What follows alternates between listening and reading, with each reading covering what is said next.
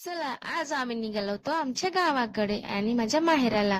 गावाच्या सुट्ट्यामध्ये सगळे बहिणी एकत्र येणार होतो. दुसऱ्या दिवशी काय मग बसले होते मोबाईलची उडत. तितक्यात मम्मी बोलली, चल तुझा हात खूप दुखत असेल ना, मोबाईल बघत बघत व्यायाम करायला होते, चल म्हणली तुला ज्वारी धुवायला शिकवते. मग काय म्हणलं, चला थोडीफार असेल म्हटलं. गेले तावा तावाने बघते, काय काय राव, आईनं तर मस्तच काढली होती ज्वारी. 20-25 किलो ज्वारी होती धुण्यासाठी. काय राव, मग धुवून घेतली. इकडे बाळाला म्हटलं, झोप बाबा, तुझ्या मम्मीला लावते थोडं कामाला. खूपच बसून येते, पण तिला लावलं धुणं धुईला. मुक्ताबाई बाई बसल्या त्या गप्पा मारत. आज सगळेच तारोशी होते. थोड्या वेळानं आंघोळ घातल्या वगैरे फ्रेश वगैरे झाले. आज होता बाजार, आज होता गुरुवार.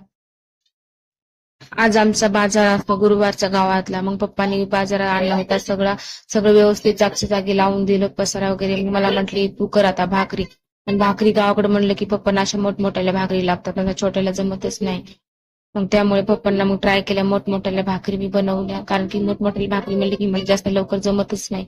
मग तितक्यात उठला होता शिव. मग त्यालाच केलं फ्री, मस्त फ्रेश करून टाकली त्याला. पण म्हटलं चला आपण मस्त बॉक्सिंग बॉक्सिंग खेळेंगे. तो बोला, नको मौसी, मैं तो हार जाऊंगा, रोने लगा. फिर मैंने बोला, चल जा, छोड़ दिया तुझे. मग काय बघता बघता इकडे 4-4:30 वाजले, समजले सुद्धा नाही. तितक्यात मग बहिणीला म्हटलं, कर बाई आता लिंबू सरबत. मला म्हटली, उठ माय, झोपून थकली असन, घेश लिंबू सरबत पी जगातच. इकडे बघा 4:30-5च्या सुमारात किती ऊन दिसतंय, तरी पण म्हटलं जाऊ दे आता, नंतरच काढते ज्वारी, कारण की आधीच काळी अजून काळी होऊन जाईल. बाय.